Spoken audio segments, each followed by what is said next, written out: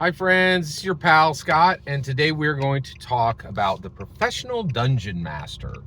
And the reason we're going to do this is Jenny D just did a video, and she interviewed a lot of professional dungeon masters, and dove into this question again about what it's like to be a paid dungeon master.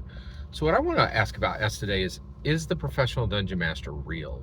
And I'm going to tell you, I'm not going to bury the lead. No, there are no professional dungeon masters. There are people who get paid to run Dungeons and Dragons, but that doesn't mean that they're actually making money, and that certainly doesn't mean they're a professional, right? Now, right out of the gate, you're like, well, I don't know, Scott. I think there's some people, where running Dungeons and Dragons games is their entire living. No, I don't think there are, and I think there's really strong evidence that that is not the case. And the biggest ones are Dimension 20 and Critical Role. These guys make millions of dollars, and let's just talk about Critical Role straight up. Because is it even worthwhile talking about Dimension 20?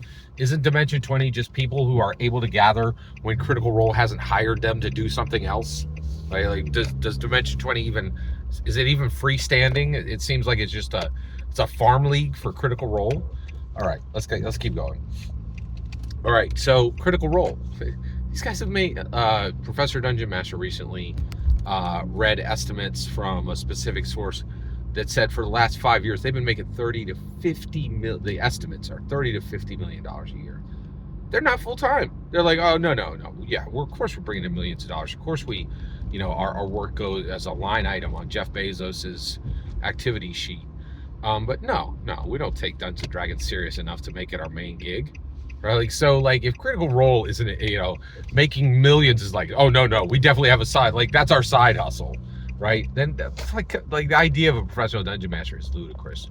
And I think one of the reasons why is, I could sit here right now, I could name 50 D&D commentators. I can't tell you one professional dungeon master, right?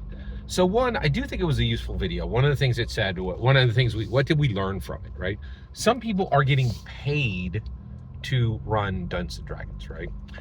At the top tier, what can you make? $40 per session per player, okay? So that's going to be $160 to $200 per session for 4 hours of work. So $200 for 4 hours of work, that's like 200, let's say it's 250 for 4 hours of work.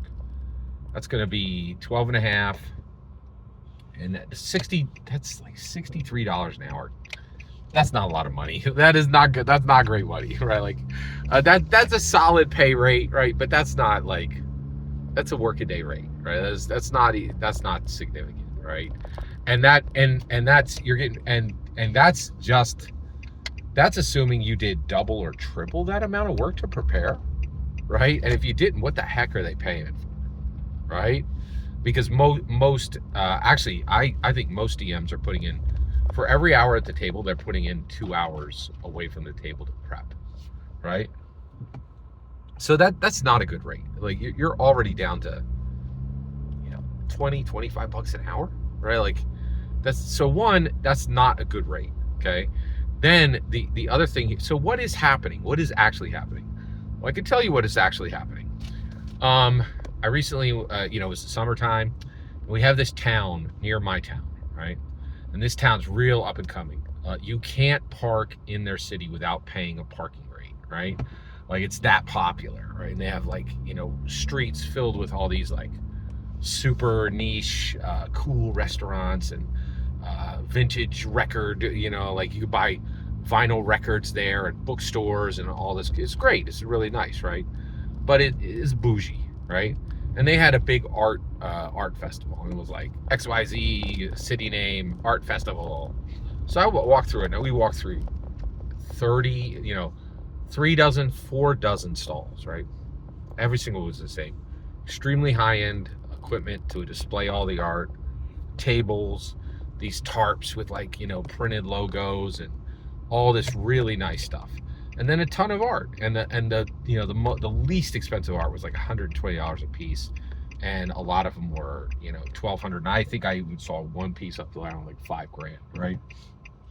So real money being asked for this stuff.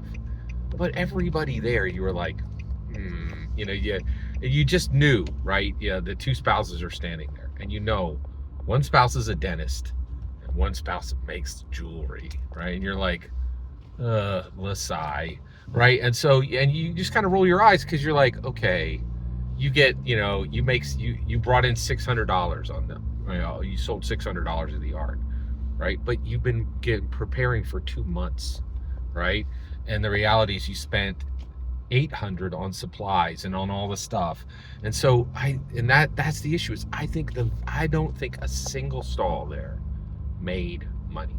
These were all hobbies of like the spouse that makes jewelry, wink wink, like just like you're not bringing anything to the table.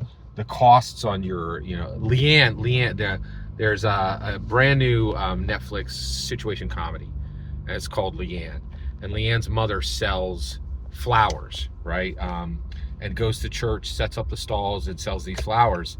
And finally, her husband, she's like, I bring money to the marriage, and he's like, you don't even sell them enough to cover the gas it took us to get there. But it makes her feel good. He says this to like not the mother, but to like the daughter. Like she's not even selling it. She's not like, you could never do the math on her business because it's not making any money. And I think that's what we were still like, you could check my channel 7-8 years ago. We had the same conversation. It was right before the plague years. And the question was, are professional dungeon masters real? And the answer is no, they're not real. They are absolutely not real. There are no people who are making their living as dungeon masters. I defy you to point me to a person who is, right? Like, because it's just not, it's playtime. It's playtime with dollars attached. I don't think this is real. It's the spouse who makes jewelry. That's all this is. I think that's all this is. It's the spouse who makes jewelry, and and the other spouse loves them, right? Like you don't have to castigate them. Nobody needs to take them seriously. Like it's not a real business.